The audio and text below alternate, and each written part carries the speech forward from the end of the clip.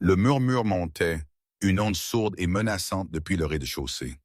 J'étais à l'étage, ma main vérifiant machinalement le cathéter de M. Georges, mes oreilles tendues. Des voix.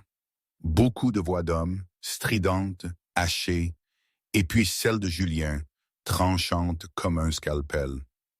Je savais que je n'aurais pas dû m'approcher, que les affaires de famille et Mercier étaient un gouffre sans fond, mais une curiosité morbide, mêlée à une angoisse grandissante pour Julien, m'a tiré hors de la chambre. Je me suis glissé dans l'ombre du couloir, chaque pas amorti par l'épais tapis persan, et j'ai écouté. C'était la grande salle, ou peut-être le bureau de Julien. Les portes étaient épaisses, mais les mots résonnaient. Et respectueux à la mémoire de M. Georges, disait une voix rocailleuse, pleine de mépris. Il n'aurait jamais toléré cet arrangement. Mon père n'est pas mort, a répliqué Julien, sa voix plate, presque froide, celle qu'il prenait quand il était au bord du gouffre. Et tant qu'il ne le sera pas, ou tant qu'il ne dira pas le contraire, c'est moi qui prends les décisions pour cette famille. Un autre homme a ricané. Une étudiante en médecine. Vous avez fait entrer une étrangère ici, lui donnant accès au don lui-même. Et si elle travaille pour la police? Si c'est un coup monté? Mon sang s'est glacé. Il parlait de moi. Marie Durand, la doctorante qui avait tout sacrifié pour payer la dette de son père et qui, sans le savoir, était en train de devenir le pivot d'une tragédie. La peur s'est emparée de mes entrailles. On me surveillait. Chaque geste, chaque mot que j'avais échangé était noté, analysé. Marie Durand a été passée au crible, a rétorqué Julien, avec un calme que je savais être un effort herculéen. Son passé est immaculé. Sa seule connexion à tout cela est la dette de son père, que nous utilisons comme levier pour garantir sa loyauté. Une loyauté achetée par la contrainte ne dure pas, a insisté le premier homme. Que se passera-t-il quand la dette sera payée? Quand elle partira avec tout ce qu'elle a vu et entendu? Un silence pesant, puis la voix de Julien, plus basse, mais plus ferme encore. Ça n'arrivera pas. Comment pouvez-vous en être si sûr? Une pause qui m'a semblé durer une éternité. Puis Julien a repris, avec une intensité qui m'a fait frissonner. Parce que je ne le permettrai pas. Marie est sous la protection de la famille, ce qui signifie qu'elle est aussi sous la surveillance de la famille. Si elle devenait une menace, elle serait gérée. Mais elle ne le fera pas. Je lui fais confiance. Votre confiance pourrait tous nous anéantir. Mon jugement n'a pas encore fait défaut à cette famille. Ne le remettez pas en question maintenant. Un raclement de chaises m'a fait sursauter. Je me suis précipité en arrière, me cachant dans une alcôve à côté de la chambre de M. Georges alors que les hommes sortaient. Leurs visages étaient des masques durs de désapprobation. Ils sont passés à quelques mètres de moi sans me voir. Quand le dernier a disparu dans le couloir, j'ai laissé échapper le souffle que je retenais. J'avais toujours su, dans le fond de mon esprit, que ma présence ici était inhabituelle. Mais l'entendre formuler si crûment, savoir que je pouvais être géré si je faisais un faux pas, m'a noué les tripes. J'étais prise au piège dans cette forteresse dorée, pleine de gens qui me soupçonnaient, sous la protection d'un homme dont la confiance était, paradoxalement, la chose la plus dangereuse de toutes. Je suis retourné dans la chambre de M. Georges, mes mains tremblantes alors que je vérifiais ses constantes. Les mots de Julien résonnaient en boucle. Je lui fais confiance.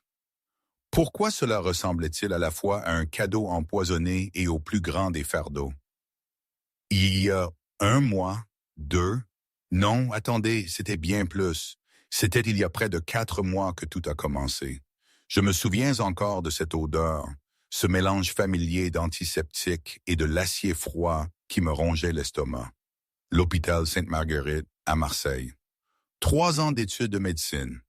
Encore 6 mois et je serai officiellement Dr Marie Durand, une résidente en neurologie. Mes rêves étaient palpables, mes sacrifices si proches d'être récompensés. Et puis le portable a vibré dans ma poche, sans doute maman. Ces appels du matin étaient devenus quotidiens depuis que papa avait commencé à agir bizarrement. Des conversations téléphoniques secrètes, tard le soir. Des liasses de billets de banque apparaissant sur le comptoir de la cuisine. Ce regard vide dans ses yeux quand je lui demandais d'où venait cet argent. Docteur Durand. La voix de Sophie, l'infirmière en chef, m'a tiré de mes pensées. Son expression, une nuance que je ne pouvais pas saisir. De la pitié? De l'inquiétude? Le docteur Leclerc a besoin de vous voir dans son bureau immédiatement. Ce poids dans mon ventre s'est transformé en un rocher gelé. Les chefs de service ne convoquent pas les étudiants de 4e année pour de bonnes nouvelles. J'ai frappé à la lourde porte en chaîne. Un son étouffé. Entrée. La voix du docteur Leclerc avait cette neutralité particulière que les médecins apprennent à la perfectionner. Celle qui précède toujours les mauvaises nouvelles. Il était assis derrière son bureau, les doigts joints, son regard gris rivé sur moi. Mais il n'était pas seul. 2 hommes se tenaient près de la fenêtre. Leur présence transformait le bureau familier en quelque chose d'étranger, de menaçant. L'un était plus âgé, la soixantaine, les cheveux argentés plaqués en arrière, un costume qui valait probablement plus que ma scolarité annuelle. L'autre plus jeune, début trentaine, cheveux noirs, des yeux qui balayaient chaque détail de mon apparence.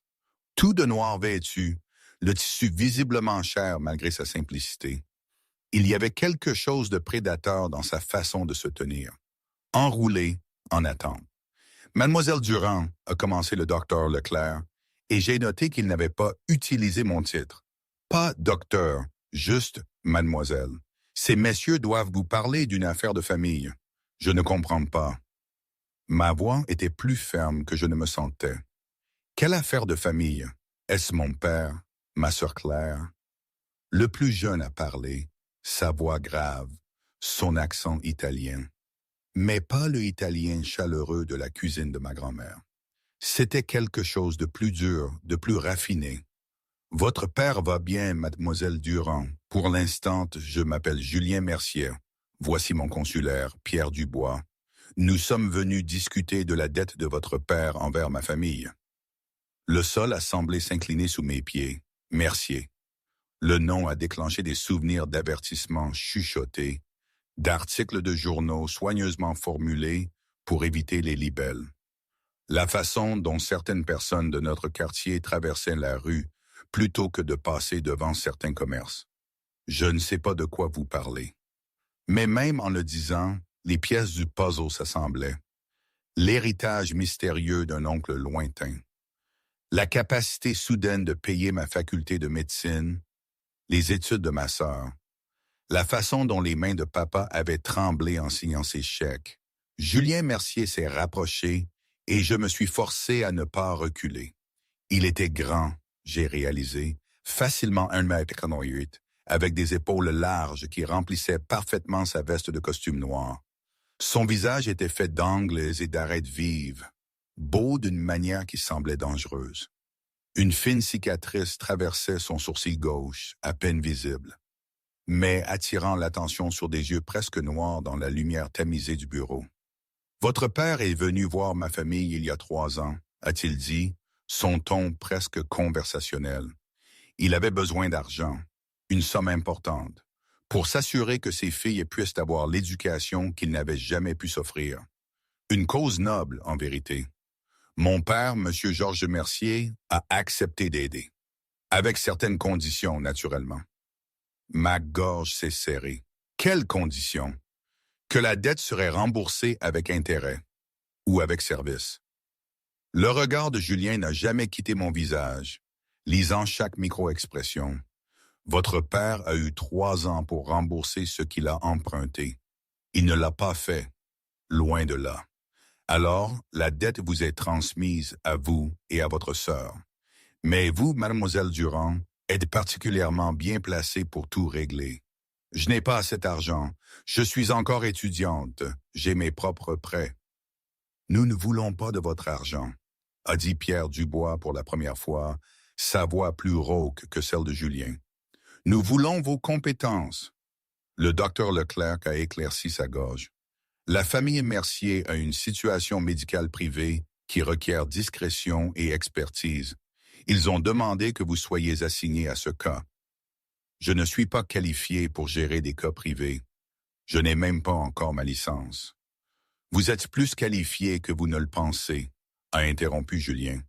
Première de votre promotion en neurologie, formation spécialisée sur les patients dans le coma et les traumatismes crâniens, et vous parlez couramment l'italien, ce qui sera utile pour communiquer avec le personnel de la maison de mon père. Et le plus important, vous avez une dette qui vous motive à fournir d'excellents soins. Le monde a semblé ralentir alors que la compréhension m'envahissait. Votre père, le Don Georges qui a aidé le mien, il est dans le coma. Julien a fini ma phrase. Depuis 8 mois. Résultat d'un incident. Il nécessite une surveillance 24h/24, une gestion des médicaments, de la physiothérapie pour prévenir l'atrophie musculaire. Des soins standards pour les patients dans le coma de longue durée. Vous emménagerez dans le domaine familial, aurez accès à des équipements de pointe et fournirez toutes les interventions médicales nécessaires. Et si je refuse? Quelque chose de froid a brillé dans les yeux sombres de Julien. Vous ne refuserez pas, car un refus signifie que la dette de votre père devient immédiatement exigible. 150 000 € plus les intérêts. Et votre père n'a pas cet argent, ni votre mère, ni votre sœur qui est toujours à l'école grâce à la générosité de ma famille. Le refus signifie que votre famille perdra tout, leur maison, leur sécurité, leur avenir. La menace planait dans l'air, tacite mais absolue. Ce n'étaient pas des hommes qui bluffaient. Combien de temps? Ma voix semblait lointaine. Combien de temps devrais-je faire cela? Jusqu'à ce que mon père se réveille, a dit Julien, ou jusqu'à ce qu'il ne se réveille pas. Dans tous les cas, une fois votre service accompli, la dette de votre famille sera effacée. Complètement. Vous ne nous devrez plus jamais rien. J'ai regardé le docteur Leclerc, le suppliant silencieusement d'intervenir, de dire que c'était illégal ou impossible ou contre la politique universitaire. Mais il m'a simplement regardé avec cette même neutralité prudente. Il avait déjà fait son choix. J'ai besoin de parler à mon père, ai-je dit finalement. Bien sûr. Julien a sorti une carte de visite de sa veste, toute blanche avec juste un numéro de téléphone embossé en noir. Appelez-moi d'ici demain soir pour me donner votre décision. Mais mademoiselle Durand, il a attendu que je lève les yeux vers lui. Nous savons tous les deux quelle sera cette décision. Certaines dettes ne peuvent être payées que d'une seule manière. Après leur départ, je me suis effondré dans la chaise en face du bureau du docteur Leclerc, mes jambes soudain incapables de supporter mon poids. Vous saviez, ai-je dit, vous saviez qu'ils allaient venir. C'est pour ça que vous m'avez fait venir ici au lieu de m'appeler discrètement. La famille Mercier a fait un don généreux à l'aile de neurologie de cet hôpital, a-t-il dit doucement. Un don à 7 chiffres. Et ils ont clairement fait savoir que votre coopération était attendue. Je suis désolé, Marie, mais parfois nous devons faire des choix difficiles pour le bien commun. Le bien commun. Comme si mon avenir, mon autonomie, ma sécurité étaient des sacrifices acceptables sur l'autel du financement de l'hôpital. J'ai quitté son bureau et j'ai réussi à atteindre le parking avant que mes mains ne commencent à trembler. Je me suis assise dans ma voiture, une vieille Honda Civic dont le tableau de bord était fissuré, et j'ai sorti mon téléphone. Papa a répondu à la première sonnerie. « Marie, chérie, tout va bien? Qu'est-ce que tu as fait? » Les mots sont sortis durs, accusateurs. « Qu'est-ce que tu as foutu, papa? » Le silence à l'autre bout a été trop long. Puis, doucement, ils sont venus te voir. 150 000 € de la mafia. Tu as pris de l'argent de la vraie mafia pour payer mes études. Et tu n'as pas pensé à me le dire. Tu n'as pas pensé que je méritais de savoir que chaque examen que je passais, chaque patient que je traitais, était basé sur de l'argent sale? Ce n'était pas comme ça. Sa voix s'est brisée. Marie, j'étais désespéré. Ta mère était malade. Tu te souviens à quel point elle était malade, et tu étais si brillante, si déterminée à être médecin, et je ne pouvais pas. Il s'est arrêté, se ressaisissant. Je ne pouvais pas te laisser jeter tes rêves à la poubelle parce que ton père était un raté. Alors à la place, tu m'as vendu. Les mots avaient un goût amer. Tu as vendu mon avenir, mes choix, sans même me demander. Je pensais que je pouvais le rembourser. Vraiment, j'ai pris un deuxième emploi. J'ai fait des heures supplémentaires, mais les intérêts ne cessaient de croître et l'économie s'est effondrée. Il pleurait maintenant. J'avais entendu mon père pleurer une seule fois avant, aux funérailles de ma grand-mère. Je suis tellement désolé, ma puce. Tellement désolé. Si seulement il pouvait revenir en arrière, mais il ne le pouvait pas. La dette existait, le contrat était scellé et j'avais jusqu'à demain soir pour accepter la seule issue possible. J'ai roulé jusqu'à l'appartement que je partageais avec deux autres étudiantes et en médecine, mais je n'ai pas pu me résoudre à entrer. Au lieu de cela, je me suis assise sur le parking, regardant le soleil se coucher derrière les bâtiments, peignant tout en nuances d'orange et de rouge. Sang et feu. Approprié, ai-je pensé, engourdi. Mon téléphone a vibré avec un message de ma sœur Claire, excitée par ses examens à venir, parlant d'un gars qu'elle voyait. Décontractée et insouciante, car elle ne savait pas encore, ne savait pas que son éducation, son avenir, était une garantie dans un accord que notre père avait passé avec des hommes qui résolvaient des problèmes par la violence. J'ai tapé une réponse, quelque chose de léger et d'encourageant, et j'ai essayé de ne pas penser à la date à laquelle je devrais lui dire la vérité. Un autre message est apparu, celui-ci d'un numéro inconnu. Le message était simple.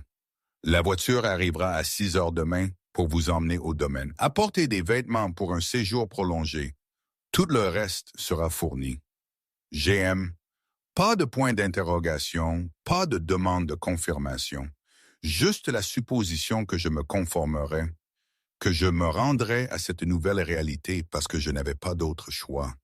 Et je ne le ferais pas, je ne pouvais pas le faire. Protéger ma famille signifiait accepter cette cage, cette dette, cette proximité dangereuse avec un monde que j'avais passé ma vie à essayer d'éviter. J'ai levé les yeux vers mon immeuble, vers la lumière chaude des fenêtres, et j'ai pensé à quel point tout serait différent demain. À quel point les choses changeraient une fois que j'aurais franchi ces portes du domaine Mercier. À quel point je devrais me sacrifier pour protéger les gens que j'aimais. Le téléphone a vibré de nouveau. Maman, cette fois. Ton père m'a dit ce qui s'était passé. Je suis tellement désolé, chérie, mais tu n'as pas à faire ça. On trouvera un autre moyen. Mais il n'y avait pas d'autre moyen. Nous le savions toutes les deux. Les Mercier n'étaient pas le genre de famille à qui on disait non. Pas le genre d'homme qui acceptait un refus. J'ai répondu par SMS. Oui, c'est bonne maman. Je m'en occupe. Je t'aime. Puis j'ai appelé le numéro que Julien Mercier m'avait donné. Il a répondu immédiatement, comme s'il m'attendait.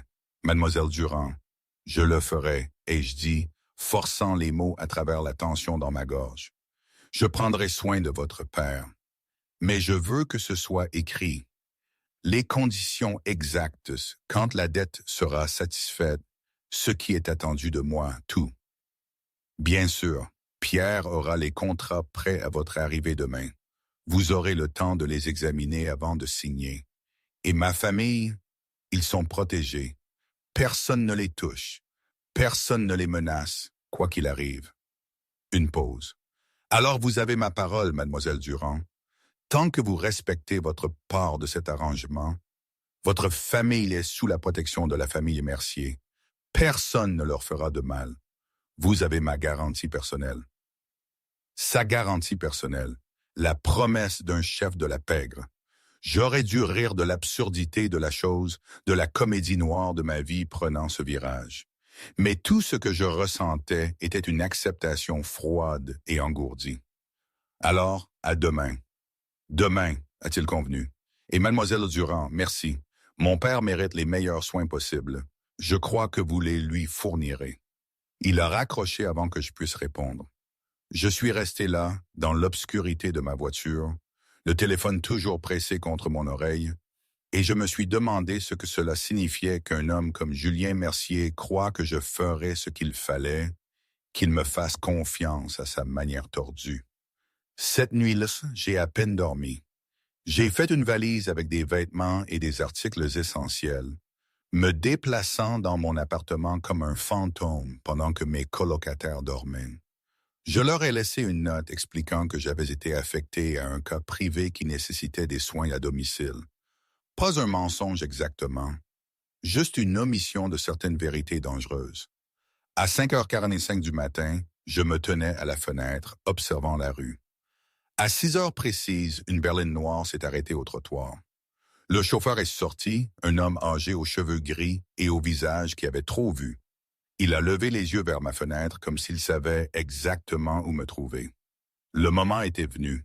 J'ai attrapé ma valise et je suis descendu à sa rencontre. Chaque pas était comme une descente dans un monde souterrain sombre d'où je pourrais ne jamais revenir. Le chauffeur a ouvert la porte sans un mot. Je suis monté sur la banquette arrière, respirant l'odeur du cuir et d'un parfum cher. Et juste comme ça, ma vieille vie s'est terminée. Le trajet jusqu'au domaine Mercier a duré 40 minutes, nous éloignant de la ville pour nous mener dans les collines, là où l'argent d'Ancien construisait ses forteresses. Nous sommes passés par un portail qui s'est ouvert automatiquement, des gardes visibles mais discrets, et avons remonté une longue allée bordée de cyprès. La maison, non, la villa, s'est élevée devant moi comme un vestige d'une autre époque. Une architecture méditerranéenne, toute de pierres dorées et de toits en terre cuite, avec des jardins qui nécessitaient probablement une équipe de jardiniers. C'était ici que j'allais vivre maintenant, où j'allais prendre soin d'un homme que je n'avais jamais rencontré, à l'ombre de son fils qui irradiait le danger comme une chaleur. La voiture s'est arrêtée devant l'entrée. Le chauffeur a ouvert ma porte et je suis descendu dans ma nouvelle réalité.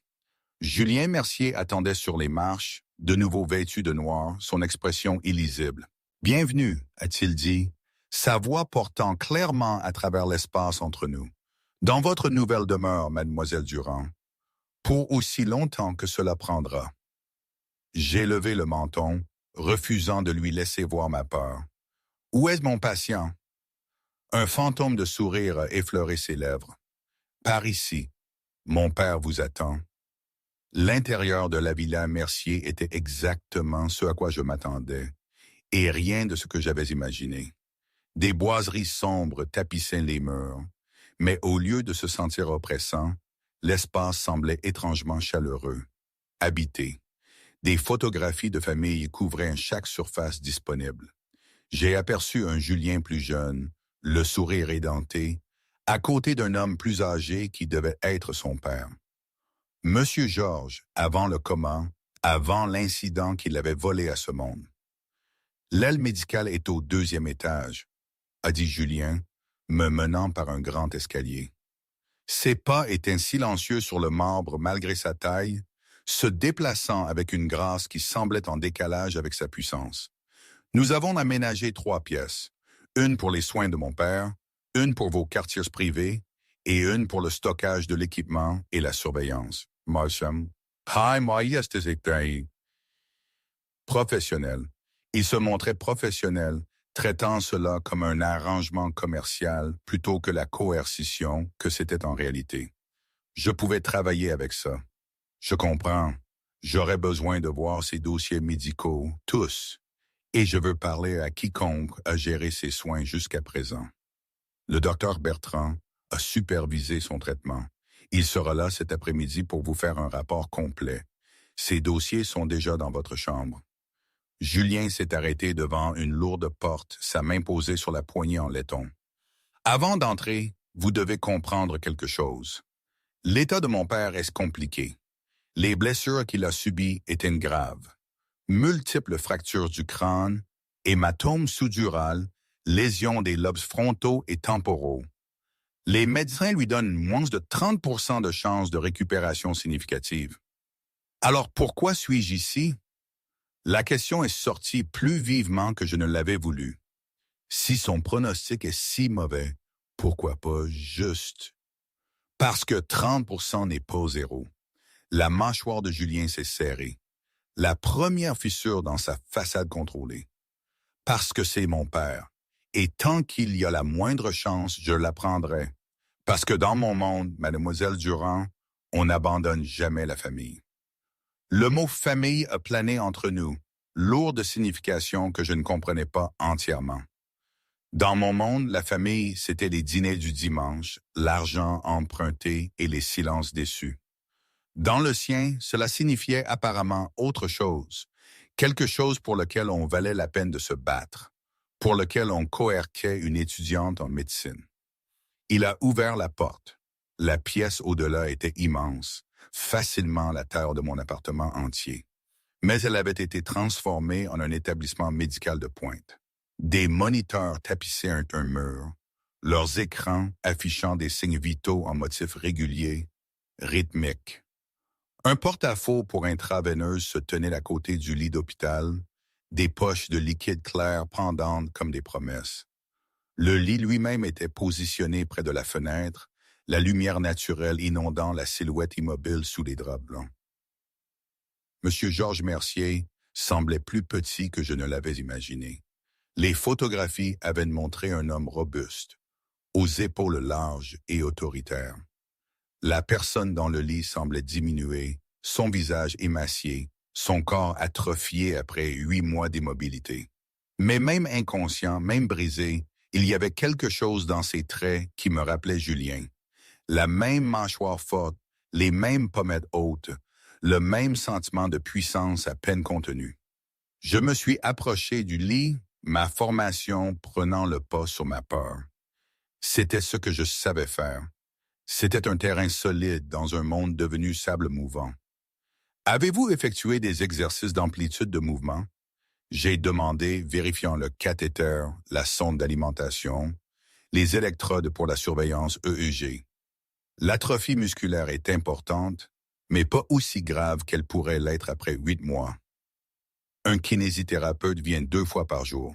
Julien s'était déplacé pour se tenir près de la fenêtre, me laissant de l'espace pour travailler. Le docteur Bertrand a insisté sur la nécessité, même avec un espoir minimal de rétablissement. C'est nécessaire, même dans les états végétatifs. Le maintien du tonus musculaire et de la flexibilité peut prévenir les complications si, ou plutôt quand, la conscience revient. J'ai pris le dossier accroché au pied du lit, feuilletant les pages de données méticuleusement enregistrées. Tension artérielle, température, horaire de médicaments, notes sur les réponses pupillaires et les mouvements involontaires. Quelqu'un avait pris un excellent soin de M. Georges. La question était, pourquoi avait-il besoin de moi? Le docteur Bertrand, à 72 ans, a dit Julien comme s'il lisait dans mes pensées. Il est avec la famille depuis 30 ans. Il m'a fait naître, moi et ma sœur, a soigné plus de blessures que je ne peux en compter. Mais ses mains tremblent maintenant. Sa vue faiblit. Il peut superviser le traitement, mais il ne peut pas assurer la surveillance quotidienne dont mon père a besoin. C'est là que vous intervenez. Et quand j'aurai mon diplôme, quand je devrai commencer ma résidence, vous obtiendrez votre diplôme. J'ai déjà pris les dispositions nécessaires avec votre université. Vous effectuerez vos heures cliniques ici sous la supervision du Dr Bertrand. Votre formation médicale continue. Ce n'est qu'une formation spécialisée. J'aurais dû être reconnaissante. Aurais dû le remercier de ne pas avoir fait dérailler ma carrière entièrement. Mais tout ce que je ressentais était du ressentiment face à la façon dont ma vie avait été complètement réorganisée sans mon consentement. À quel point des hommes puissants pouvaient facilement remodeler le monde pour leurs besoins. Je veux voir les contrats, ai-je dit, posant le dossier. Avant de faire quoi que ce soit d'autre, je veux tout par écrit. Julien a sorti un dossier de sa veste et me l'a tendu. Pierre les a préparés ce matin. Prenez votre temps. Si vous avez des questions, posez-les. Les contrats étaient étonnamment simples. Je devrais fournir des soins à temps plein à M. Georges Mercier jusqu'à son décès ou son rétablissement à un point où il n'aurait plus besoin de surveillance constante. En échange, la dette de 150 000 € de mon père serait annulée et ma famille bénéficierait de la protection de la famille Mercier pendant toute la durée de mon service.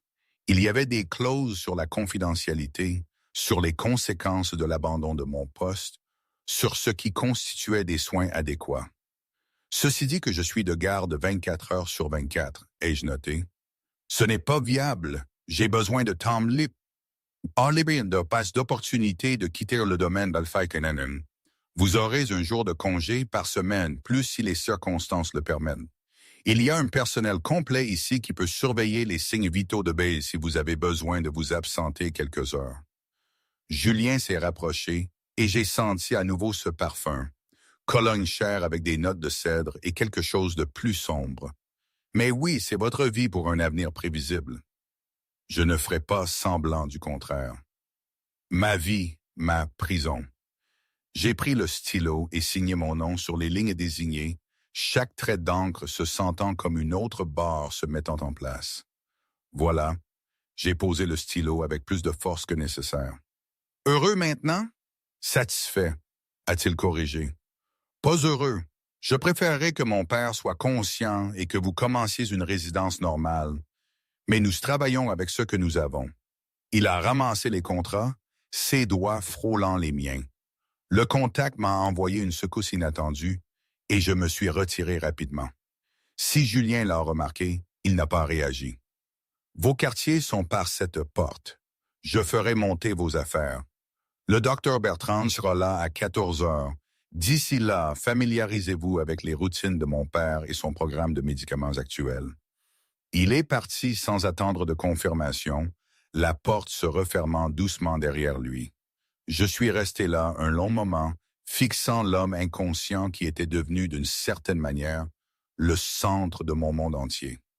Monsieur Georges Mercier, qui avait donné de l'argent à mon père par générosité, investissement dans une future loyauté, un mouvement calculé dans un jeu que je ne comprenais pas. Je ne sais pas ce que vous pensiez, lui ai-je dit doucement. Aidez mon père, vous mêlez à des gens comme nous. Mais maintenant, nous sommes tous les deux coincés, n'est-ce pas? Vous dans ce lit, moi dans cette maison. Tous les deux piégés par des circonstances indépendantes de notre volonté. Ces moniteurs continuaient leur bip régulier, indifférents à mes paroles. Je me suis dirigé vers la fenêtre, regardant les jardins. Des jardins s'étendaient à perte de vue, méticuleusement entretenus. Une fontaine scintillait sous le soleil de l'après-midi. Au-delà des murs, des gardes patrouillaient avec une efficacité subtile. Belle et sûre, une cage dorée. Mon téléphone a vibré. Claire me demandait comment se passait mon nouveau poste. J'ai tapé quelque chose de vague et d'optimiste, puis j'ai mis le téléphone en mode silencieux. Moins ma famille en savait sur la réalité de ma situation, mieux c'était. Bien, ai-je dit, me tournant vers Monsieur Georges. Voyons voir ce que nous avons. J'ai passé les 3 heures suivantes à effectuer une évaluation approfondie. Réponse neurologique, tonus musculaire, intégrité cutanée, positionnement pour prévenir les escarres. Ses pupilles réagissaient à la lumière, ce qui était encourageant. Quelques mouvements involontaires se produisaient lorsque je testais les réflexes. Pas grand-chose, mais pas rien non plus. Les dossiers médicaux racontaient une histoire plus complète. L'incident qui avait plongé M. Georges dans cet état impliquait un traumatisme contondant significatif à la tête. Les scans initiaux montraient une hémorragie massive et un gonflement. Qu'il ait survécu du tout était remarquable. Que quelqu'un pense qu'il pourrait se réveiller frôlait le délire, mais j'avais vu des choses plus étranges lors de mes stages cliniques. Le cerveau humain était remarquablement plastique, capable de contourner les dommages de manière inattendue. 30% n'était pas zéro.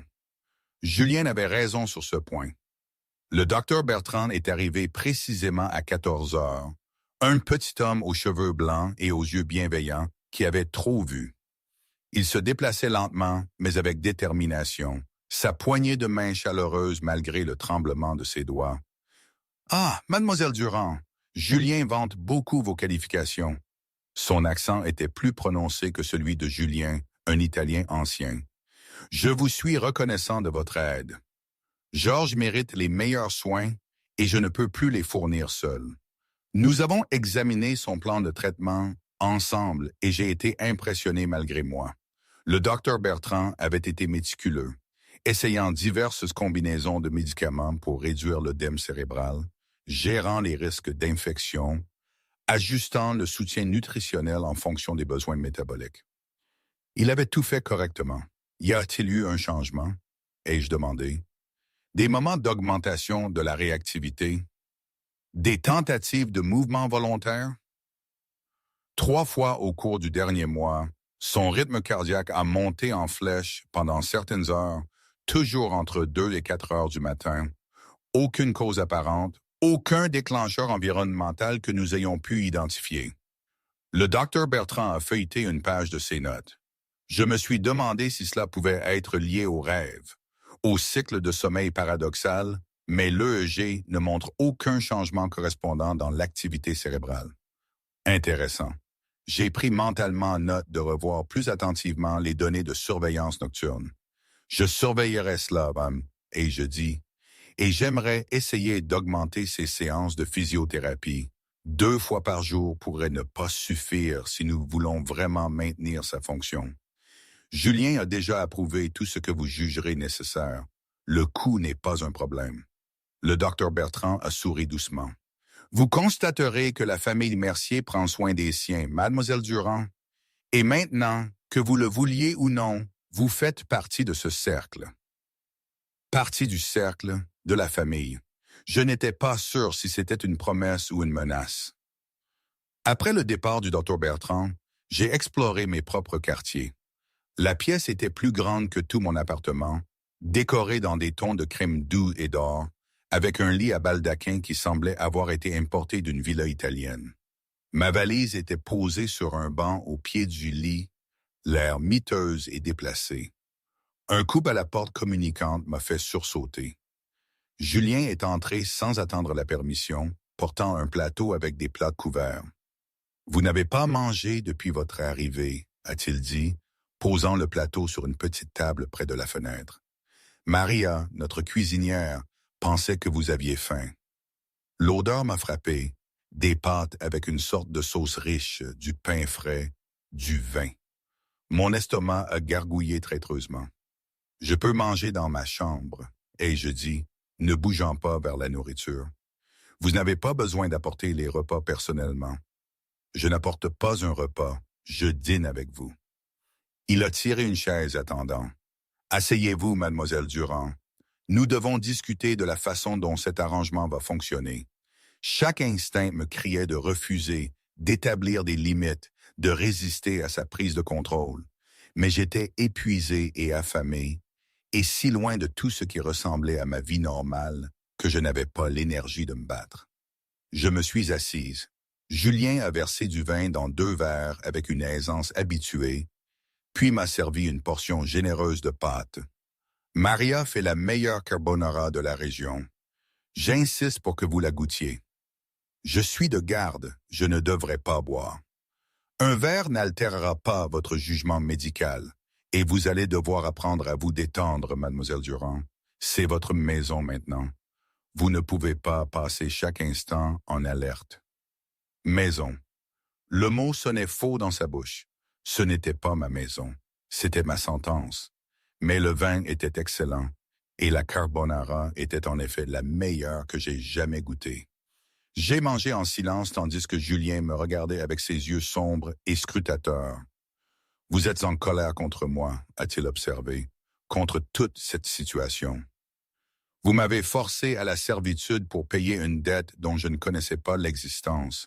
Je pense que la colère est appropriée. Forcer est un mot fort. Vous avez fait un choix. Un choix entre ça et regarder ma famille être détruite.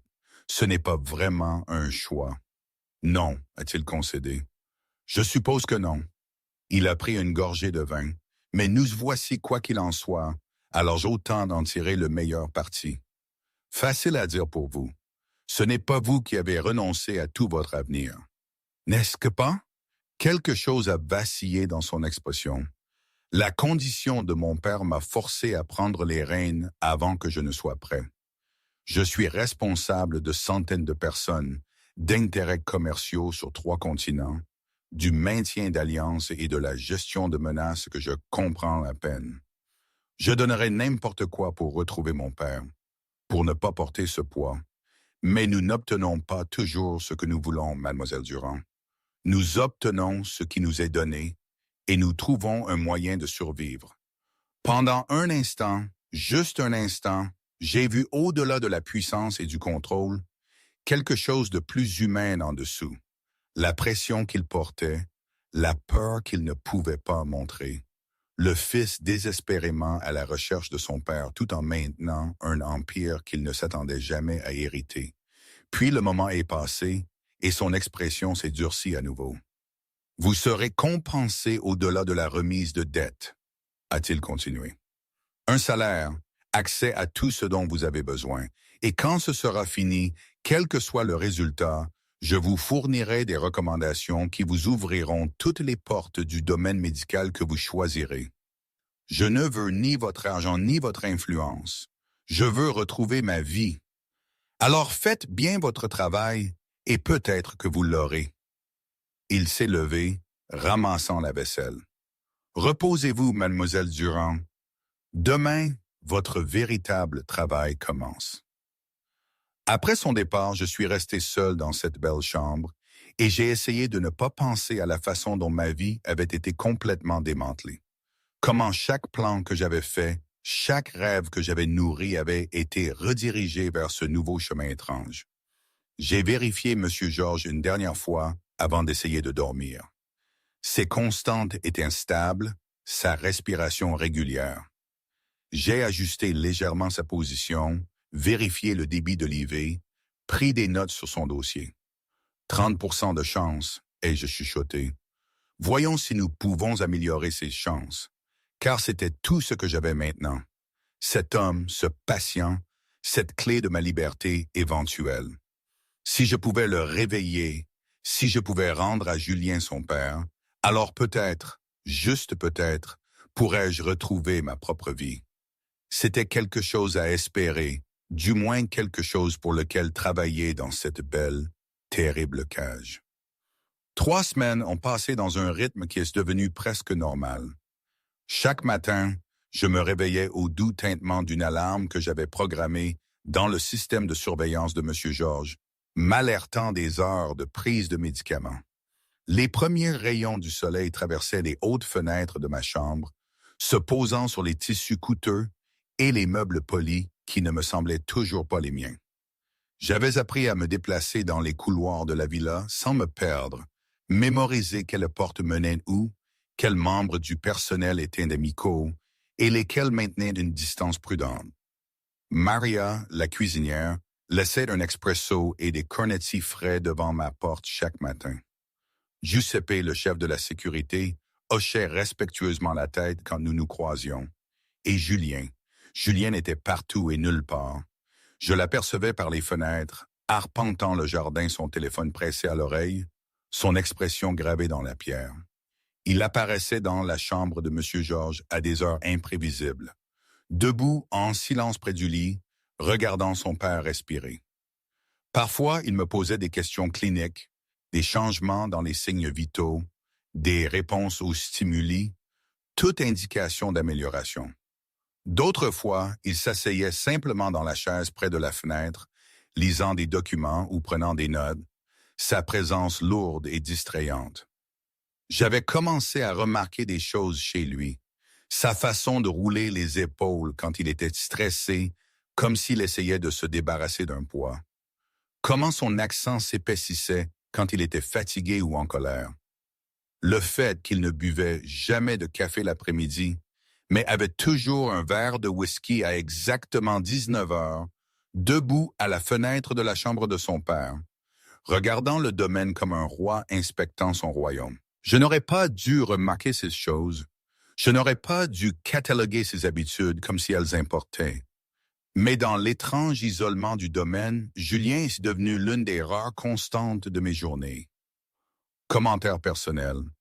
Stop, ici je dois faire une pause. Tout ça, cette situation avec Julien, avec le dent, était et est toujours complètement absurde, non? Je veux dire, pensez-y. Moi, une étudiante en médecine de Marseille, soudain plongée dans le monde d'une famille comme celle-ci, forcée de prendre soin d'un homme que je ne connais pas, pour une dette que mon père, de bonne foi mais avec une naïveté déconcertante, a contractée. C'est le genre d'histoire qu'on lit dans les romans à sensation, pas le genre de vie qu'on est censé vivre. J'étais destiné à des horaires épuisants à l'hôpital, à la bureaucratie de la santé publique, pas à déambuler dans une villa du 19e siècle à Aix-en-Provence, à devoir déchiffrer les intentions d'un homme à la fois menaçant et étrangement euh, humain. La ligne entre le professionnel et le personnel est devenue floue, puis elle a complètement disparu. Et moi, Marie Durand, qui n'ai jamais vraiment su naviguer les eaux troubles des émotions compliquées, je me suis retrouvé à la dérive. C'est ça le problème avec les dettes et les destins croisés. On pense qu'on contrôle les choses. Mais en fait, on est juste des pions sur un échiquier géant. Et l'amour dans tout ça? Une complication que personne n'avait prévue. Mais je suis en train de devancer l'histoire. Reprenons. Le tournant est survenu un mardi soir. J'effectuais des vérifications neurologiques de routine lorsque la main gauche de M. Georges a tressailli. Pas les spasmes involontaires que j'avais observés auparavant. C'était différent. Volontaire. Ses doigts se sont légèrement recourbés, comme s'il essayait de saisir quelque chose qui n'était pas là. Mon rythme cardiaque s'est emballé. Monsieur Georges, je me suis penché, faisant briller ma lampe stylo pour vérifier la réponse pupillaire. Vous m'entendez? Si vous m'entendez, essayez de bouger votre main à nouveau. Rien pendant 10 secondes, 20. Puis, là, un autre tressaillement, délibéré, réactif. J'ai appuyé sur le bouton d'appel qui était directement relié à la ligne privée de Julien. Il a répondu à la première sonnerie, sa voix nette, immédiatement alerte. « Qu'est-ce qui ne va pas? » « Rien ne va mal, quelque chose va bien. Venez ici, tout de suite. » Il est arrivé en moins de 2 minutes, portant encore la chemise et le pantalon de son costume de sa dernière réunion, ses cheveux légèrement ébouriffés, comme s'il y avait passé ses mains. « Qu'est-ce qui s'est passé? »« Regardez !»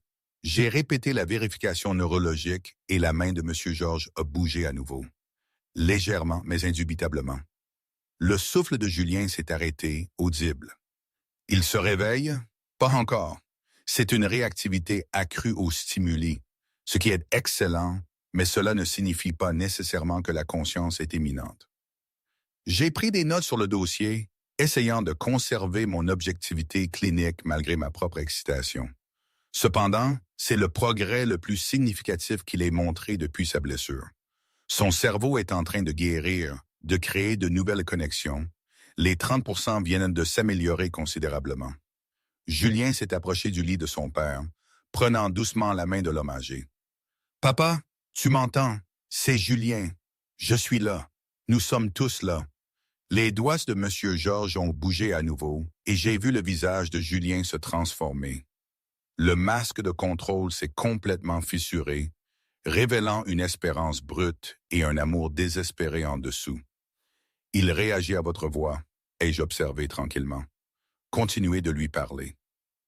Julien l'a fait, parlant en italien rapide, racontant à son père les développements commerciaux, les nouvelles de la famille, l'aspect des jardins cette saison, et la main de M. Georges a continué de bouger, de petits tressaillements qui en disaient long.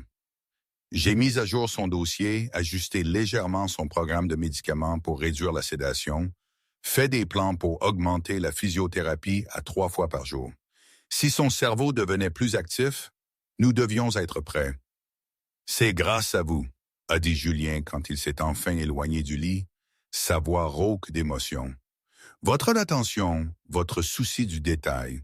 Le docteur Bertrand dit que vous avez été implacable, essayant différentes approches, recherchant de nouveaux traitements. Je fais mon travail. » Mais sa gratitude me mettait mal à l'aise d'une manière que je ne voulais pas examiner. N'y lisez pas trop. Les progrès ne sont pas linéaires avec les lésions cérébrales. Ils pourraient stagner demain, régresser. Nous ne pouvons pas nous emballer. Toujours la pessimiste? Toujours la réaliste? J'ai rangé le dossier et me suis tourné pour lui faire face. Dans mon domaine, le faux espoir tue plus de gens qu'une évaluation honnête. Je serais ravi s'il se réveille, mais je ne le promettrai pas avant de voir une amélioration durable. Julien m'a étudié avec ce regard intense qui donnait toujours l'impression qu'il regardait au-delà de mes mots, vers quelque chose de plus profond. Vous avez peur d'espérer. Pourquoi? La question m'a prise au dépourvu par sa franchise. Je n'ai pas peur, je suis prudente. C'est la même chose parfois. Il s'est rapproché et je me suis retrouvé à reculer jusqu'à ce que le bord du comptoir soit contre mon dos. Qu'est-ce qui vous est arrivé pour que vous soyez si déterminé à ne jamais être déçu? Je suis dans une villa, prenant soin d'un chef mafieux parce que mon père a passé un accord avec le diable. Pardonnez-moi si j'ai appris à gérer mes attentes. Votre père a passé un accord avec mon père, a corrigé Julien. Et malgré ce que vous pourriez penser, Georges n'est pas le diable. C'est un homme qui pourvoit à son peuple, qui protège ce qui lui appartient, qui valorise la loyauté avant tout.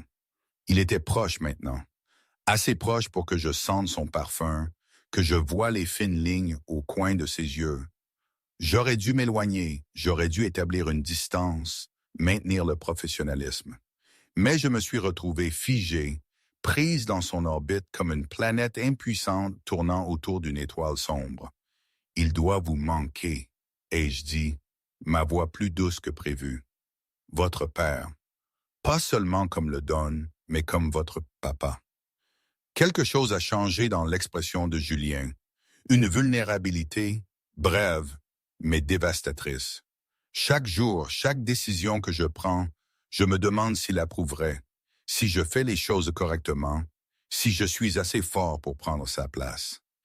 Il a levé la main et un instant, j'ai cru qu'il allait me toucher le visage. Au lieu de cela, sa main s'est arrêtée en l'air, ses doigts se sont recourbés en poing avant de retomber sur le côté. Vous êtes dangereuse, mademoiselle Durand. Je suis une étudiante en médecine. Je ne suis dangereuse pour personne. Vous me faites dire des choses que je ne dis pas aux gens, ressentir des choses que je ne peux pas me permettre de ressentir. Sa mâchoire s'est serrée. Ça vous rend très dangereuse, en effet. Avant que je puisse répondre, il s'est retourné et est parti, me laissant là, le cœur battant et l'esprit tourbillonnant de questions que je n'aurais pas dû me poser. Paragraphe original. Un moment en dehors du récit principal. Parfois, la nuit, quand l'écho du jour dans ce lieu extravagant m'empêchait de trouver le sommeil, je repensais aux rues de Marseille, à l'odeur du thym sauvage et du mistral. Mon grand-père, un ancien marin qui avait vu le monde, mais qui n'avait juré que par sa côte provençale, me disait toujours « Marie, n'oublie jamais d'où tu viens. Même si tu montes haut, le sol reste le même. » Ces mots simples et enracinés me revinrent avec une intensité particulière ici, dans ce monde d'or et d'ombre. J'essayais de ne pas me laisser absorber par le luxe ostentatoire, par le jeu de pouvoir. Je m'accrochais à cette image de mes racines, un ancrage contre le courant qui menaçait de m'emporter, contre la séduction subtile d'une vie que je n'avais jamais imaginée, et, je l'avoue, l'attrait grandissant d'un homme que je n'étais pas censé aimer. Le lendemain matin a apporté des visiteurs.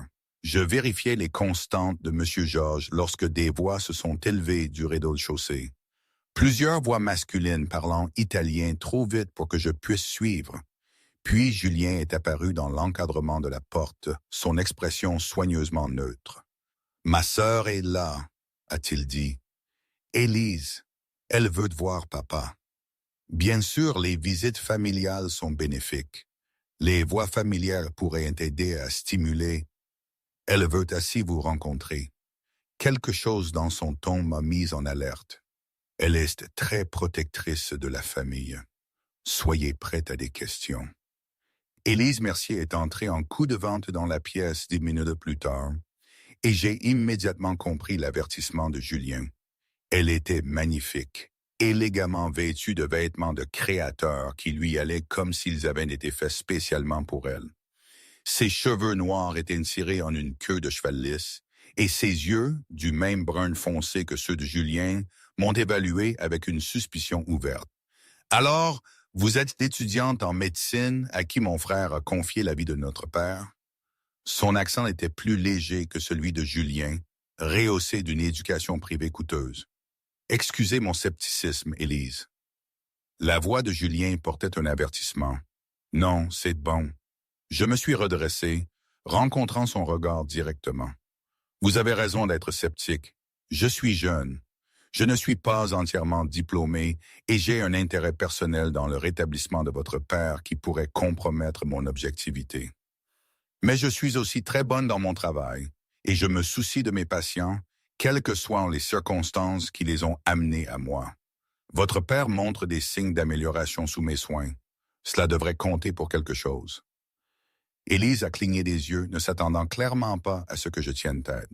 Puis, lentement, elle a souri. Je l'aime bien, Julien. Elle a de la répartie. Je l'avais remarqué, a-t-il dit sèchement. Élise s'est approchée du lit de son père, prenant sa main avec une douceur qui a transformé toute son attitude. « Bonjour, papa. C'est Élise. Je t'ai apporté ces horribles biscuits au beurre que tu aimes tant. On les mangera ensemble quand tu te réveilleras, d'accord? » La main de M. Georges a tressailli et Élise a haleté. « Vous avez vu ça? » Il répond davantage et ai-je expliqué. Surtout aux voix familières. Continuez de lui parler. Racontez-lui votre vie. Tout ce que vous pensez qu'il aimerait savoir. Élise l'a fait, bavardant sur l'ouverture de sa galerie, son prochain voyage à Milan, des potins de quartier qui auraient été insignifiants pour un étranger, mais qui importaient clairement à cette famille. Et M. Georges a continué à réagir par de petits mouvements, son cerveau reconnaissant sa fille, même s'il ne pouvait pas se réveiller pour la voir. Je les ai laissés seuls, donnant à la famille leur intimité. Mais en passant la porte, j'ai entendu Élise dire doucement à Julien, « Tu lui fais confiance? Vraiment confiance, je le vois. » « Oui, après je sais pas, a répondu Julien, plus que je ne le devrais probablement. Ces mots m'ont suivi dans le couloir, se déposant dans ma poitrine comme des pierres. La confiance. Cela n'aurait dû rien signifier. Mais d'une manière ou d'une autre, venant d'un homme qui ne faisait confiance à personne, cela semblait être quelque chose de significatif, de dangereux. Scène du point de vue d'Élise Mercier. Bianca, la sœur de Julien, avait une façon de voir les choses que je n'avais pas, je m'en souviens. On était dans le jardin, quelques jours après ma confrontation avec Julien sur mes attentes. Elle m'avait vu ruminer, je crois. « Tu broies du noir », avait-elle dit, avec son regard acéré qui semblait toujours percer à jour mes pensées. « Mon frère a fait quelque chose de stupide encore ?» Je me rappelle lui avoir répondu un truc du genre « Votre frère est très professionnel ». Le ton de ma voix devait être éloquent parce qu'elle avait éclaté de rire. « Ah, ça veut dire oui !» Son sourire était presque mystérieux. Santiago, elle prononçait Julien avec cet accent si particulier, ne devient agressivement professionnel que quand il essaie de ne pas ressentir quelque chose. Elle m'avait sondé du regard. « Qu'est-ce qui s'est passé entre vous deux? » Rien ne s'est passé. C'est ça le problème. Ah, elle s'était adossée à sa chaise. Donc, quelque chose a failli se passer. Il a eu peur et maintenant il se replie derrière ses murs. Classique, Santiago. C'est plus compliqué que ça. Je l'avais interrompu. Je me souviens très bien de la frustration dans ma voix. Ça l'est toujours avec lui. Elle avait soupiré. Il t'a fait le discours sur le devoir et l'obligation et comment il ne peut pas se permettre de distraction. Je l'avais regardée, stupéfaite. Comment vous savez? Parce que je l'ai vu faire ce discours à toutes les femmes qui se sont approchées de lui, ce qui, soit dit en passant, n'est pas beaucoup. Santiago ne fait pas de relations. Il fait des transactions. Tout dans sa vie est mesuré par ce que ça coûte et ce que ça vaut. Elle avait marqué une pause. Sauf toi. Tu es la première personne que je vois l'embrouiller sans qu'il ne calcule le retour sur investissement. Je me rappelle m'être senti un peu vexé, un peu honoré, mais elle avait mis le doigt sur quelque chose d'important. Cela ne changeait rien aux circonstances. J'étais là parce que je devais l'être, pas parce que je l'avais choisi. Tous les sentiments qui se développaient dans ces conditions étaient suspects. Le sont-ils? Elle avait souri doucement. Ou sont-ils juste gênants? Mon père m'a dit un jour, le cœur ne consulte pas l'esprit avant de choisir. Il choisit simplement. Et ensuite, voyez, nous devons décider quoi faire. Je crois que c'est ce qui se passe ici. Vous vous choisissez l'un l'autre, malgré toutes les raisons logiques de ne pas le faire. J'avais essayé de me convaincre. Votre frère ne me choisit pas. Il gère une complication. Continue de te le dire. Elle avait souri de manière énigmatique. Mais je connais Santiago depuis qu'il est né. Je l'ai vu contrôler ses émotions avec une précision militaire, sacrifier tout ce qu'il veut pour le devoir et l'obligation. C'est la première fois que je le vois lutter contre ce contrôle. La première fois que quelque chose, que quelqu'un, le fait se demander si le prix en vaut la peine. Son regard avait alors dérivé vers son père dans le lit. Le vrai combat était ailleurs. Le soir même, j'ai trouvé le temps d'aller à la bibliothèque, une pièce que j'avais découverte par accident ma première semaine, mais que j'avais été trop intimidé pour explorer. Des étagères du sol au plafond contenaient des livres en plusieurs langues. Un feu crépitait dans la cheminée malgré la douceur du temps. Des fauteuils en cuir invitaient à la lecture. J'examinais un texte médical de première édition des années 1800 quand Julien est apparu dans l'encadrement de la porte. « Vous vous installez ?» a-t-il demandé. « J'essaie. Cette bibliothèque est incroyable. Je n'ai jamais vu une collection privée comme celle-ci. Mon grand-père l'a commencé. Mon père l'a enrichi. J'y contribue quand je trouve quelque chose qui en vaut la peine. » Il s'est dirigé vers l'étagère à côté de moi, sortant d'un volume mince. C'était le préféré de mon père, Dante. Il pouvait réciter des passages entiers de mémoire. L'enfer, le paradis. En fait, il disait toujours que n'importe qui pouvait décrire l'enfer. Seuls les véritablement doués pouvaient imaginer le paradis. Julien a ouvert le livre, ses doigts traçant le texte italien. Il me le lisait quand j'étais jeune, sa façon de m'enseigner notre langue, notre culture.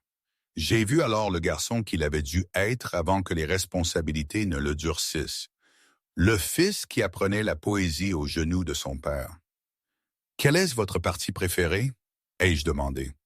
Il est resté silencieux un instant, puis a commencé à lire en italien, sa voix grave et hypnotisante. Je ne comprenais pas tous les mots, mais l'émotion derrière eux était claire. Amour, désir, foi en quelque chose de meilleur au-delà de la souffrance de la vie mortelle. Quand il a eu fini, il m'a regardé. « Savez-vous ce que cela signifie? » Pas mot pour mot, mais je comprends assez. C'est une question d'espoir, n'est-ce pas? De croire qu'il y a quelque chose pour lequel il vaut la peine de se battre, même quand tout semble perdu. Vous êtes plus perspicace que vous ne le prétendez, mademoiselle Durand. Marie, me suis-je entendu dire, si nous devons vivre indéfiniment sous le même toit, vous pourriez aussi bien utiliser mon prénom. Un lent sourire a transformé son visage. Marie, ça vous va bien, forte mais avec une pointe de douceur en dessous. Il a posé le livre. Et vous devriez m'appeler Julien. Monsieur Mercier est beaucoup trop formel pour des gens qui se sont vus à 3 heures du matin en pyjama. Le rappel de nos rencontres informelles a fait monter la chaleur à mes joues. Il m'avait surprise plusieurs fois en tenue de nuit. Des t-shirts amples et des shorts pendant les vérifications de médicaments tardives. J'avais été trop épuisé et concentré sur mon patient pour me soucier beaucoup de la pudeur. Je devrais y retourner, ai-je dit, soudainement consciente à quel point la bibliothèque semblait petite avec lui dedans. Je veux surveiller les constances de votre père toute la nuit. Si cette amélioration continue, Marie, mon prénom sur ses lèvres m'a arrêté. Merci pour tout ce que vous faites, pour vous soucier de lui au-delà de la dette, au-delà de l'obligation. Je le vois dans la façon dont vous lui parlez, comment vous ajustez ses couvertures, comment vous avez recherché de nouveaux traitements de votre propre chef.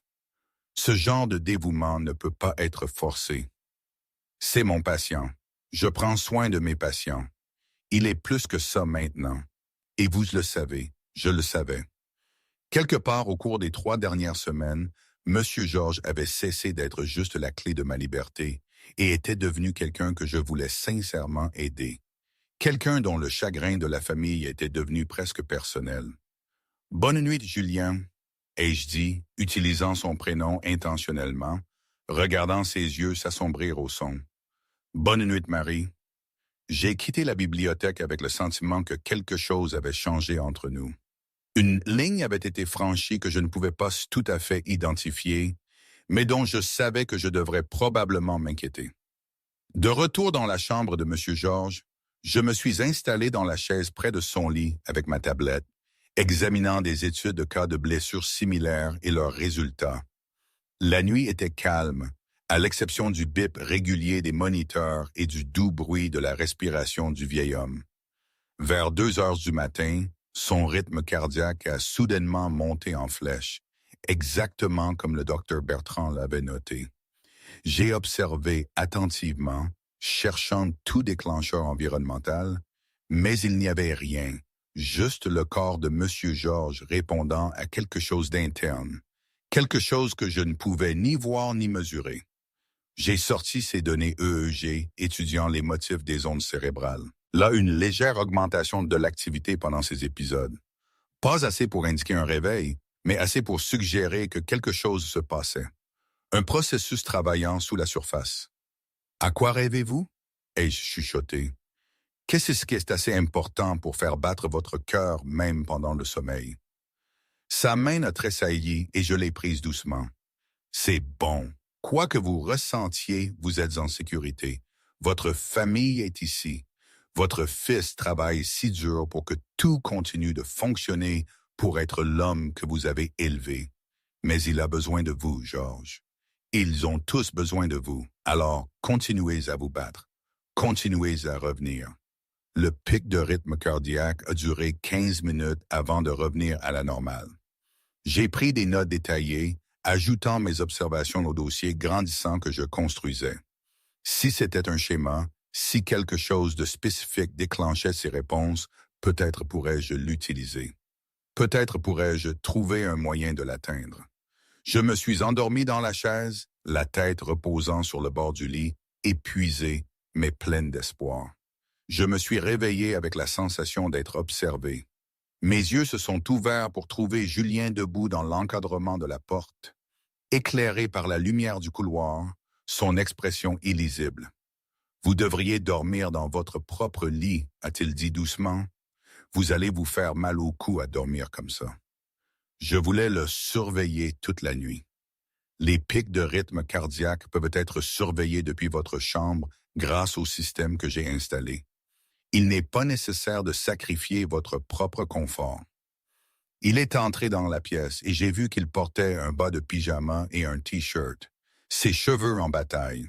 « Venez, je vous raccompagne. » J'aurais dû argumenter, j'aurais dû insister sur le fait que j'allais bien, mais mon cou me faisait mal et mon dos était raide à cause de la position inconfortable. Je me suis levé lentement, étirant les courbatures. « Vous vous souciez trop », a observé Julien. « Cela finira par vous briser. Mieux que de ne pas s'en soucier du tout. » Nous avons traversé la maison silencieuse et j'étais très conscient de sa présence à côté de moi, sa taille, sa chaleur, le pouvoir contrôlé de ses mouvements. À ma porte, il s'est arrêté. « Reposez-vous, Marie. C'est un ordre. Vous ne pouvez pas me donner d'ordre pendant mon temps personnel. » « Ah oui? » Mais il souriait légèrement et j'ai réalisé avec une certaine surprise que nous nous taquinions presque amicaux. « Bonne nuit, Julien. »« Bonne nuit. » J'ai fermé la porte et je me suis appuyé dessus, mon cœur battant plus vite qu'il n'aurait dû.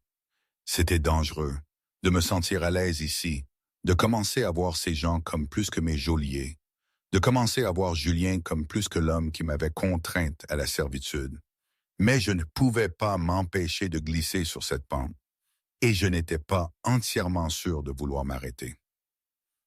L'amélioration de l'état de M. Georges a continué les jours suivants, subtile mais indéniable.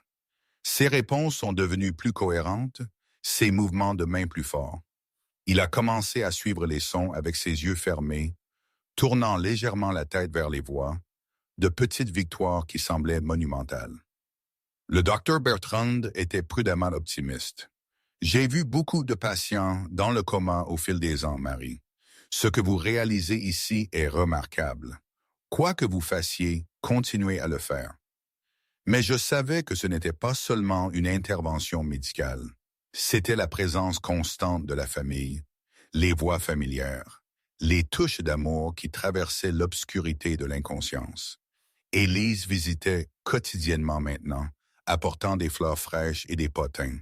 D'autres membres de la famille se relayaient, cousins, oncles, même la mère âgée de M. Georges, qui me serrait la main et me bénissait en italien avant de s'asseoir avec son fils, et Julien.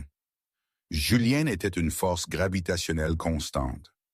Il avait pris l'habitude de travailler depuis la chambre de son père plusieurs heures par jour, son ordinateur portable installé sur un petit bureau près de la fenêtre.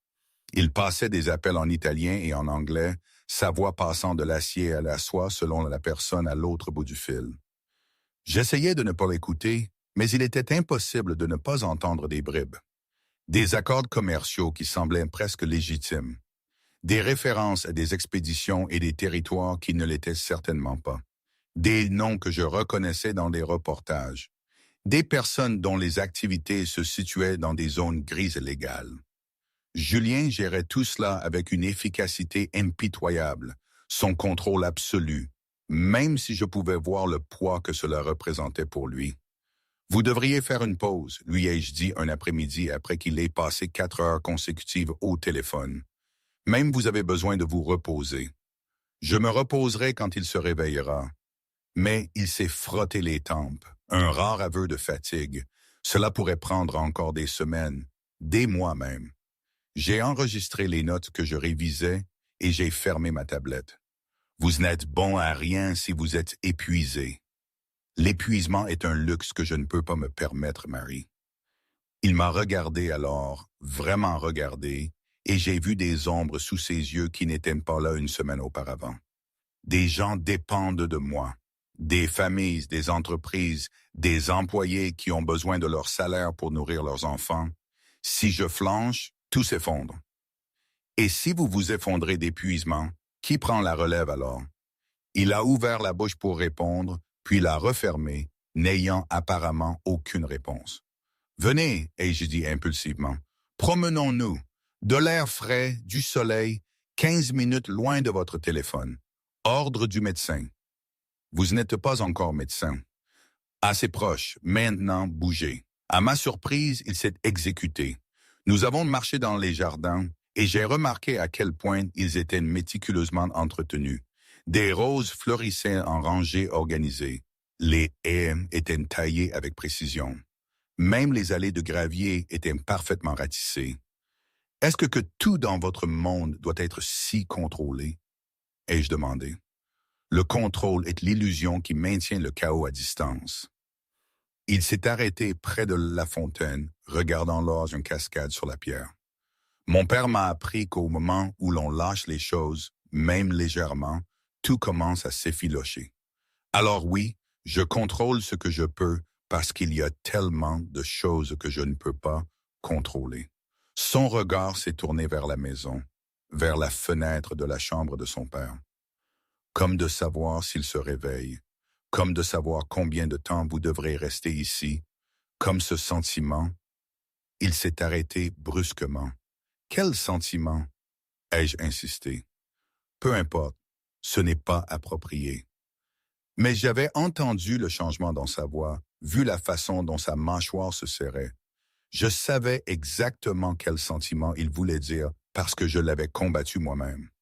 Cette attraction entre nous, inappropriée et impossible, qui devenait plus forte malgré toutes les raisons logiques de lui résister. Nous devrions y retourner, a-t-il dit, se tournant déjà vers la maison. J'ai un appel avec les familles de Lyon dans 20 minutes. Je l'ai suivi, déçu par sa retraite, mais aussi soulagé parce que l'alternative, reconnaître ce qui se construisait entre nous, ne ferait que tout compliquer. Cette conversation avait eu lieu juste avant la réunion où l'oncle Mark fut démasqué. L'exposition de l'oncle a été une onde de choc pour toute la maisonnée.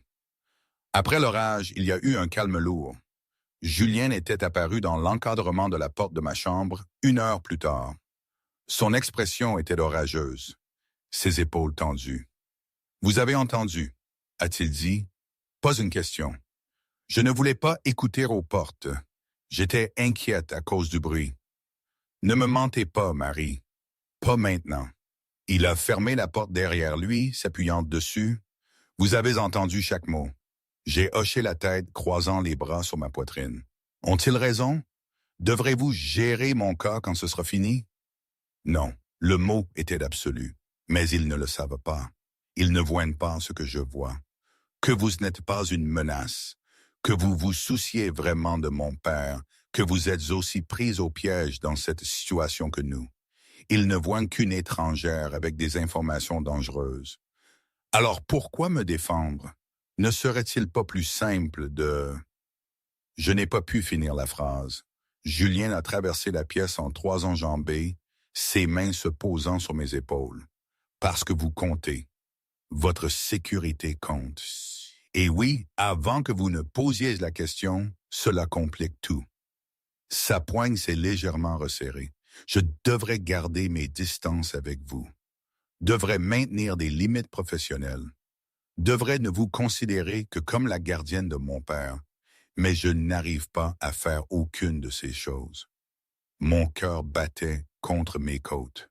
Julien, vous me faites désirer des choses que je ne peux pas avoir, ressentir des choses que je ne peux pas me permettre de ressentir, et ça me rend folle. Sa voix était descendue à peine au-dessus d'un chuchotement. Dites-moi que vous ne le ressentez pas aussi. Dites-moi que je suis seul dans ça et je reculerai. Je vous laisserai de l'espace. Je ne serai plus que professionnel à partir de maintenant. J'aurais dû mentir. Aurait dû nous donner à toutes les deux une échappatoire à cette situation impossible.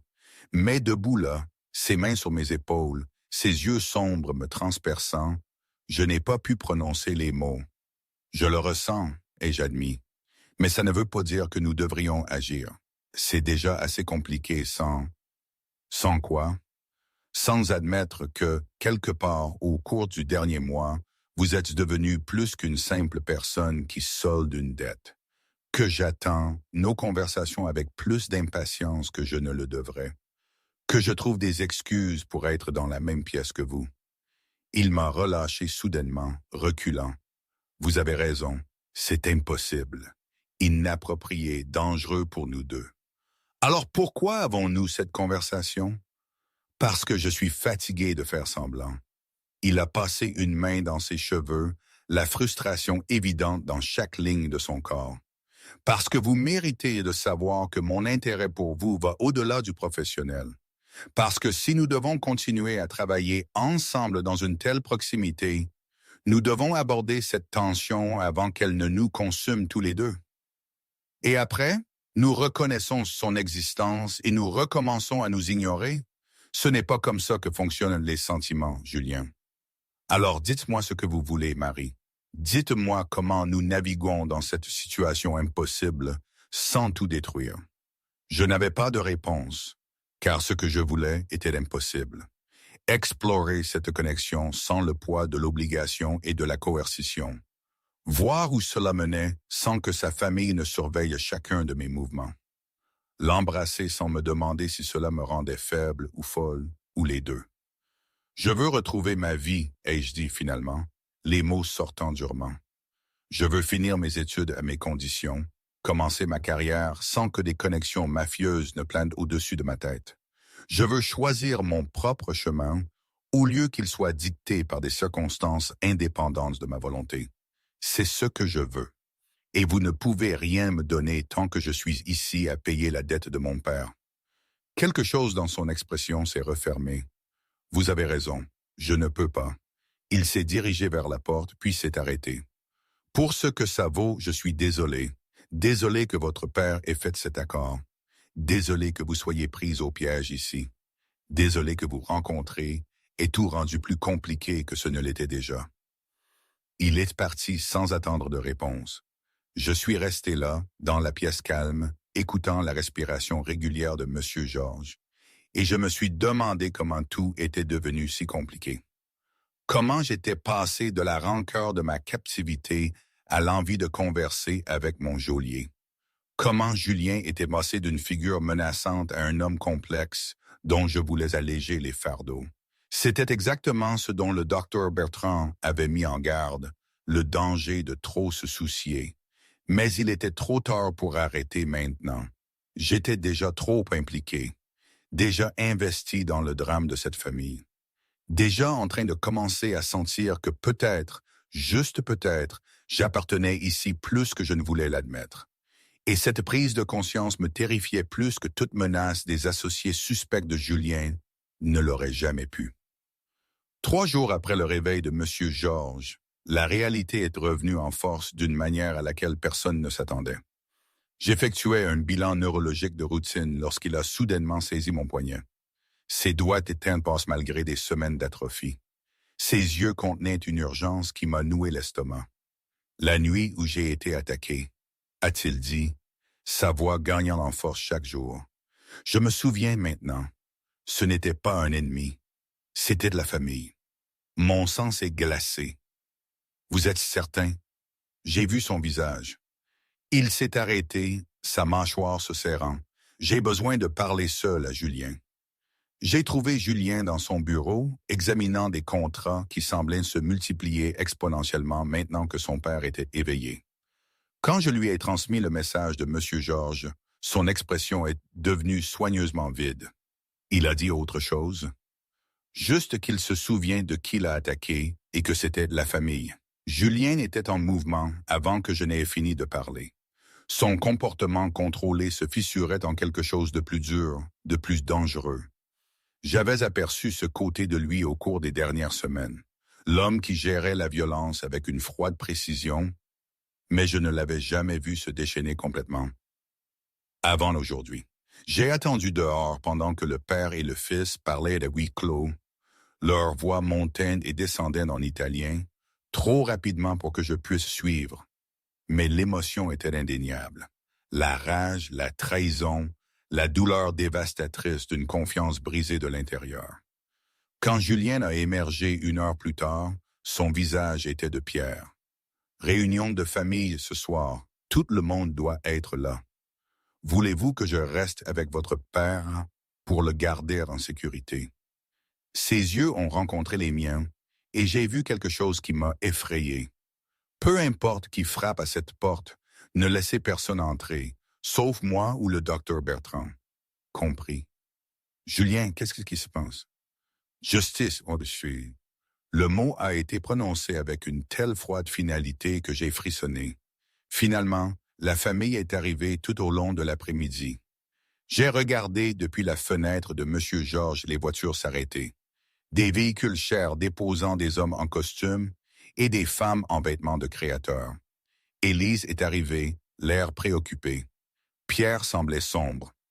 D'autres que je ne reconnaissais pas ont rempli la maison d'une énergie tendue. Mon oncle, a expliqué Monsieur Georges depuis son lit. Marc, mon jeune frère, il a toujours été ambitieux, toujours rancunier que j'hérite du contrôle de la famille tandis qu'il devait servir d'adjoint. Mais je n'ai jamais cru. Sa voix s'est légèrement brisée. Je n'ai jamais cru qu'il essayerait réellement de me tuer. Vous êtes certain que c'était lui? J'ai vu son visage. Il a engagé quelqu'un, mais il était là, à regarder, s'assurant que ce soit fait. Les mains de Monsieur Georges ont serré les draps. 8 mois, Marie.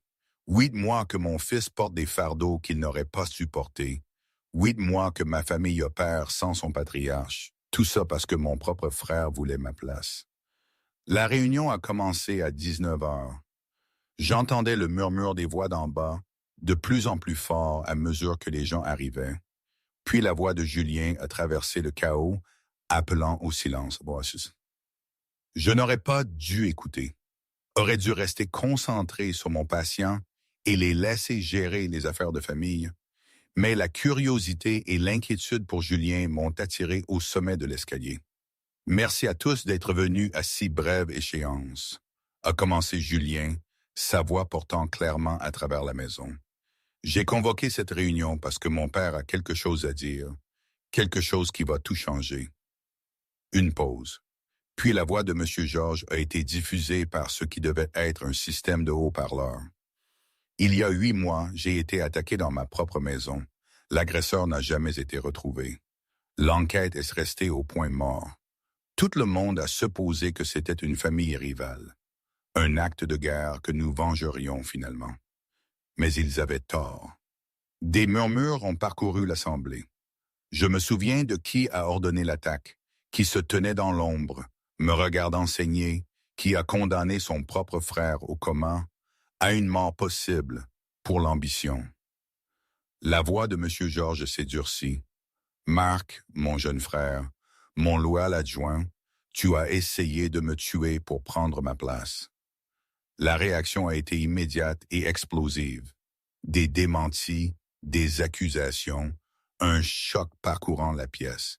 Mais la voix de Julien a tout traversé.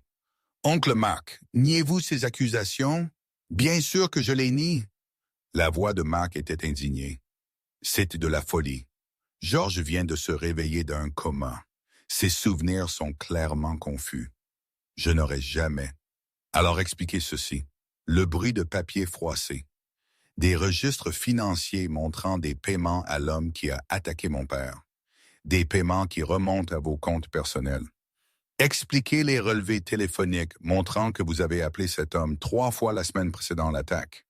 Expliquez le témoignage de votre propre chauffeur qui est prêt à déclarer qu'il vous a emmené à l'endroit où vous avez observé l'agression se produire. Silence lourd et accablant. Vous avez enquêté sur moi? La voix de Marc avait changé, perdant son innocence, devenant quelque chose de plus froid. Au moment où mon père s'est réveillé et m'a dit ce dont il se souvenait, j'ai fait en sorte que Pierre rassemble tous les dossiers, toutes les transactions, toutes les communications que vous avez faites au cours de la dernière année. Cela a pris 3 jours, oncle. 3 jours pour bâtir un dossier imparable contre vous. 3 jours pour prouver que vous êtes un traître à votre propre sang. Julien, s'il te plaît. Le ton de Marc est passé à la supplication. Je peux expliquer la pression, la tentation. Georges était un don si fort et je pensais que la famille serait mieux servie avec une nouvelle direction. Vous pensiez que vous seriez mieux servi avec un pouvoir que vous n'avez pas gagné. La voix de Julien était glaciale. Vous avez condamné votre propre frère au coma.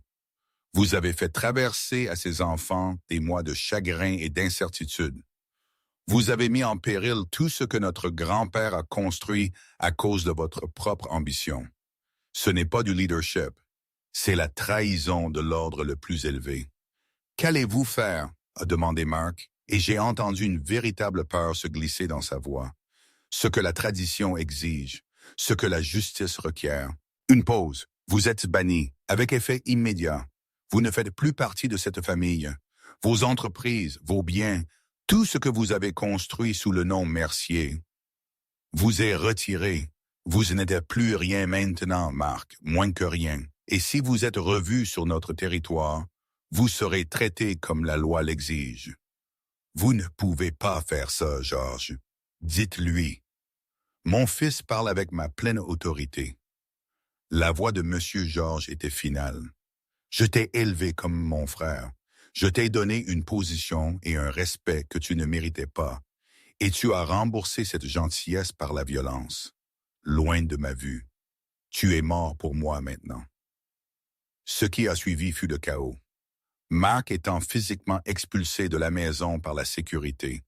Des membres de la famille se disputant sur la gravité de la punition. Certains appelant au sang, pour que Marc soit éliminé entièrement plutôt que simplement exilé. Julien gérant tout cela avec un contrôle de fer. Sa voix ne s'élevant jamais, mais son autorité absolue. Je me suis retiré dans la chambre de M. Georges avant d'être découverte en train d'écouter aux portes. Mon patient était assis dans son lit, son visage gris de stress et de douleur. « C'est fait », a-t-il dit doucement. « Mon propre frère. La famille est censée être sacrée, Marie. C'est censé signifier quelque chose. Ça signifie quelque chose. C'est pourquoi ça fait si mal. J'ai vérifié ses constantes, inquiètes de la montée de sa tension artérielle. Mais vous avez fait ce qu'il fallait. La justice avant le sentiment, on dirait quelqu'un qui a passé du temps avec mon fils. » Un fantôme de sourire a effleuré ses lèvres. « Il est bon pour ça, prendre les décisions difficiles. Il sera un meilleur homme que je ne l'ai jamais été. » Il a appris du meilleur, peut-être. Ou peut-être qu'il est simplement naturellement adapté à cette vie d'une manière que je n'ai jamais été. Monsieur Georges m'a regardé. « Vous restez, n'est-ce pas? Malgré tout, malgré la façon dont tout cela a commencé? Oui, c'est bien. Julien a besoin de quelqu'un comme vous. Quelqu'un qui voit au-delà du pouvoir et de la violence, l'homme en dessous. Quelqu'un qui le gardera humain quand ce monde essaiera d'en faire autre chose. » Il a fait une pause. « Mais soyez prudente, Marie. Aimer un homme comme mon fils, ce n'est pas facile. Cela vous brisera le cœur parfois. Les choix qu'il devra faire, les choses qu'il devra faire. Pouvez-vous vivre avec ça? » J'ai repensé à ce que je venais de voir, l'élimination froide d'un membre de la famille, l'efficacité impitoyable de l'enquête et du jugement de Julien, la violence qui se cachait derrière chaque mot, même si elle n'avait pas été mise en œuvre cette nuit. Je ne sais pas encore, ai-je admis, mais je suis prête à le découvrir. Julien est apparu dans l'encadrement de la porte 1 heure plus tard, l'air épuisé. Sa cravate était desserrée, ses cheveux ébouriffés d'avoir passé ses mains dedans, mais ses yeux contenaient une obscurité que je n'avais jamais vue auparavant. « C'est réglé », a-t-il dit à son père. « Marc est parti, la famille a accepté les preuves et votre jugement.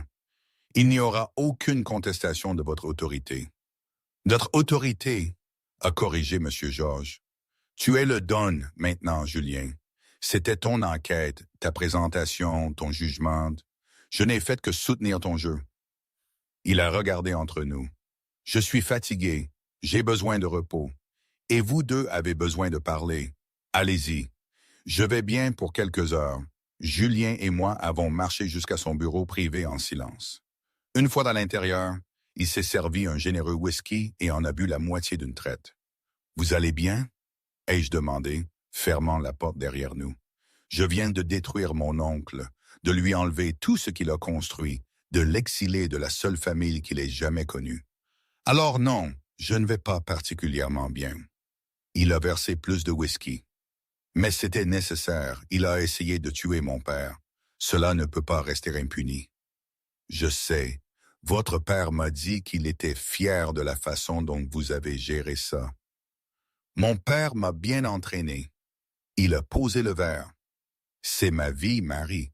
Ce soir a été relativement sans effusion de sang, mais ce ne sera pas toujours le cas. Il y aura des moments où la justice exigera plus que l'exil, des moments où je devrai ordonner des choses qui vous empêcheront de dormir la nuit. Pouvez-vous vraiment vivre avec ça? » Je me suis rapproché, prenant le verre de whisky de ses mains et le posant à côté. « Je ne sais pas. Demandez-moi à nouveau demain, et le lendemain et le jour d'après. Je continuerai à répondre jusqu'à ce que l'un de nous change d'avis. Et si je change d'avis, alors je partirai. Mais pas parce que j'ai peur de vous ou de ce que vous faites. Seulement si je ne peux sincèrement pas concilier le fait de vous aimer avec les choses que vous avez à faire. » J'ai encadré son visage avec mes mains, le forçant à me regarder. « Je vous choisis, Julien. Consciemment, délibérément, en pleine connaissance de ce que cela signifie. Arrêtez d'essayer de me faire peur. J'essaie de vous protéger. De quoi? De vous-même? » Je l'ai embrassé doucement. « Trop tard, je vois déjà exactement qui vous êtes et je ne fuis pas. » Ses bras se sont enroulés autour de moi. me serrant avec une désespérance qui contredisait son contrôle antérieur. « Je vous aime », a-t-il dit contre mes cheveux. « Je sais que c'est trop tôt et trop compliqué et que cela empire probablement tout. Mais je vous aime, Marie Durand, et je n'ai aucune idée de ce que je dois faire. Vous pourriez commencer par m'aimer en retour. Les mots m'ont échappé avant que je puisse les reconsidérer. Je vous aime aussi. Contre toute logique et toute raison, malgré les circonstances qui nous ont réunis, je vous aime. » Il s'est reculé juste assez pour voir mon visage, cherchant dans mon expression le moindre soupçon de doute ou de tromperie. N'en trouvant aucun, il m'a embrassé avec une intensité qui m'a coupé le souffle. Ce n'était pas l'exploration hésitante de notre premier baiser dans le jardin. C'était une affirmation, une promesse, la fondation de quelque chose qui ne pouvait être défait. « Restez », a-t-il murmuré entre deux baisers. « Pas seulement pour l'instant, restez vraiment. Construisez une vie ici avec moi, avec cette famille. » Je resterai, mais Julien, je me suis reculé assez pour croiser ses yeux. Je ne renonce pas à ma carrière, à la médecine. C'est non négociable. Je ne vous le demanderai pas. Nous y arriverons. Quoi que vous ayez besoin, ou que vous ayez besoin d'être, nous trouverons une solution ensemble. Ensemble, ai-je répété, testant le mot. Ça sonnait juste, semblait possible. Ce que je voulais réellement, c'est une excellente question, n'est-ce pas? La vie est faite de ces bifurcations où ce que vous pensez vouloir se heurte à ce qui est. Avais-je vraiment le choix? Peut-être pas au début. Mais au moment de la demande en mariage, j'étais libre. Est-ce que ce baiser, cette promesse, valait la peine de tout chambouler? J'ai dit oui. Et même après tout ce qui s'est passé, après avoir vu la violence latente de leur monde, je le dis encore. Je vous épouserai, lui dis-je. Je bâtirai une vie avec vous. Je ferai partie de votre famille et de votre monde et de tout ce qui viendra ensuite, oui. Son sourire était éclatant et libre, le genre de joie véritable que j'avais rarement vu chez lui. Il glissa la bague à mon doigt, un ajustement parfait, naturellement. Puis il m'embrassa comme si nous avions tout le temps du monde.